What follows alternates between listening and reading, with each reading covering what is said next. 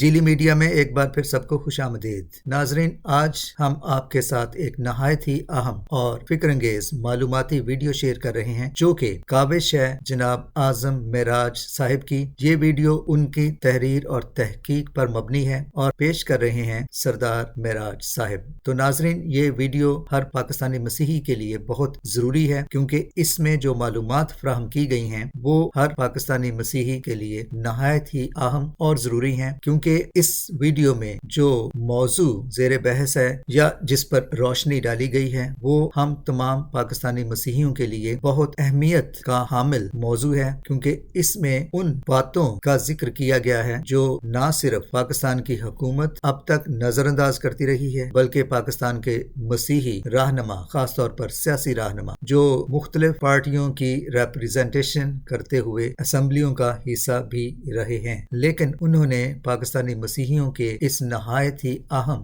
مسئلے کو یا معاملے کو کبھی بھی حکومت کے ایوانوں میں ایک مدعے کے طور پر اٹھانے کی زحمت گوارا نہیں کی۔ تو جہاں ہم پاکستانی مسیحی اقلیت اور دیگر اقلیتوں کو پاکستان میں رہتے ہوئے بہت سے مسائل کا سامنا ہے، جو سماجی مسائل ہیں، معاشی مسائل ہیں، بچوں اور بچیوں کی تعلیم کا مسئلہ ہے، روزگار کا معاملہ ہے اور معاشرے میں دیگر ناانصافیوں کا سامنا ہے، وہاں یہ معاملہ یا یہ مدعا نہایت ہی اہمیت کا حامل ہے جسے ہر پاکستانی مسیحی کو نہ صرف جاننا چاہیے بلکہ سمجھنا بھی چاہیے، اور خاص طور پر پاکستان کے مسیحی رہنما، سیاسی رہنما ہو یا مذہبی رہنما ہو یا سماجی کارکن ہو، کوئی بھی ہو، سب کے لیے اس تمام معاملے کو، اس تمام مدعے کو سمجھنا بہت ضروری ہے، اور نہ صرف سمجھنا بہت ضروری ہے بلکہ اس کے حوالے سے جہاں تک ممکن ہو اس معاملے پر معقول انداز سے، بڑے مہذب انداز سے آواز بھی اٹھانی چاہیے۔ تو یہ انتہائی اہم معاملے پر جناب اعظم معراج صاحب نے بہت ہی مفید اور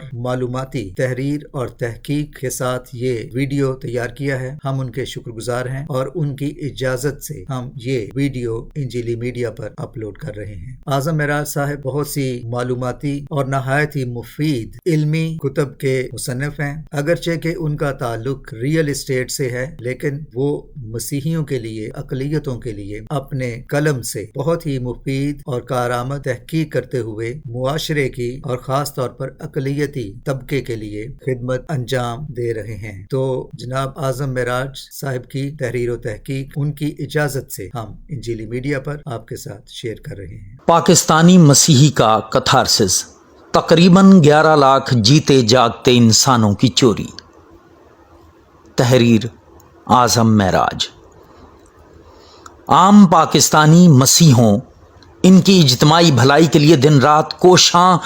سیاسی، سماجی اور سیاسی رجحانات رکھنے والے مذہبی ورکروں، درد دل رکھنے والے پاکستانیوں اور پاکستان کی سیاسی و دانشور اشرافیہ کی معلومات کے لیے چند حقائق۔ پاکستان کی مسیحی آبادی 1951 کی افراد شماری میں 4,32,705 تھی، جو کہ ہندو شیڈیول کاسٹ اور ہندو جاتی کی مجموعی آبادی سے 97,780 کم تھی۔ 1961 میں مسیحی آبادی 5,83,884 تھی، جو کہ مجموعی ہندو آبادی سے 37,931 کم تھی۔ 1972 میں مسیحی آبادی 9,07,861 تھی، جو آبادی ہندو آبادی سے 7,655 زیادہ تھی۔ 1981 میں مسیحی آبادی 13,10,426 تھی، جو کہ ہندو آبادی سے 34,310 زیادہ تھی۔ 1998 میں مسیحی آبادی 20,92,902 تھی، جو کہ ہندو آبادی سے 3,50,712 کم تھی۔ ان 5 افراد شماریوں کے حساب سے 2017 کی افراد شماری میں مسیحوں کی آبادی تقریباً 37 لاکھ ہونی چاہیے تھی، جبکہ 2017 کی افراد شماری میں یہ آبادی 26,42,048 ہے۔ جو کہ 2017 میں مجموعی ہندو آبادی 44,44,878 ہو گئی ہے، جو کہ مسیحی آبادی سے 18,26,059 زیادہ ہے۔ ماضی، حال و الیکشن کمیشن کے اعداد و شمار میں بھی اس طرف اشارہ کر رہے ہیں کہ وزارت شماریات کے اعداد و شمار سے تقریباً 11 لاکھ مسیحی غائب ہو گئے ہیں،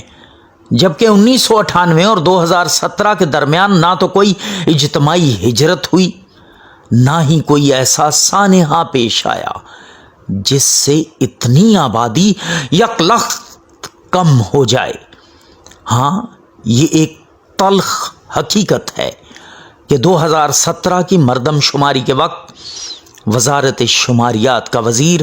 ایک مسیحی اور قومی اسمبلی کی اسٹینڈنگ کمیٹی برائے شماریات کا چیئرمین ایک ہندو پاکستانی تھا۔ اس سے بھی بڑا المیہ یہ ہے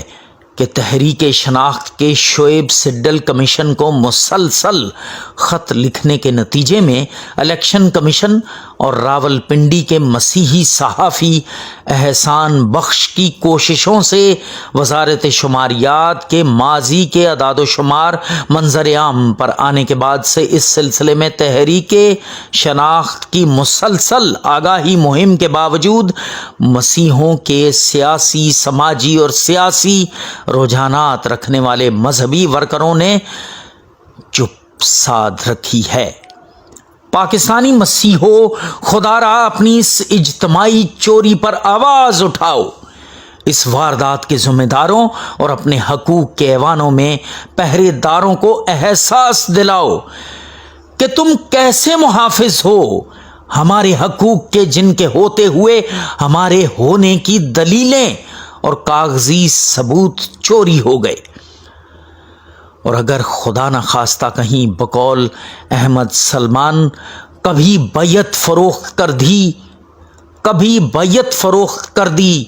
کبھی فصیلیں فروخت کر دیں، میرے وکیلوں نے میرے ہونے کی سب دلیلیں فروخت کر دیں، وہ اپنے سورج تو کیا جلاتے، میرے چراغوں کو بیچ ڈالا، فرات اپنے بچا کے رکھے، میری سبیلیں فروخت کر دیں۔ یہ چوری تھی یا لاپرواہی؟ ایوانوں میں مسیحوں کی شناخت پر کسی اور کی پسند پر مسیحوں کے رکھوالے ذمہ دار ہیں، لہٰذا یہ آپ کو سیاسی یا سماجی تقریبات میں جہاں ملیں، ان ذمہ داروں، ان کے حواریوں سے شائستگی سے یہ سوال ضرور کریں، خاص کر الیکشن سیزن میں جب یہ اپنی سیاسی جماعتوں کے مالکان یا رہنماؤں کے لیے ووٹ مانگنے آئیں، کہ جب یہ 11 لاکھ جیتے جاگتے انسانوں کو وزارت شماریات کے ریکارڈ سے مٹایا جا رہا تھا تو آپ کدھر تھے؟ وقت احتساب کا، آبادی کے حساب کا۔ تحریک شناخت زندہ باد، پاکستان پائندہ باد۔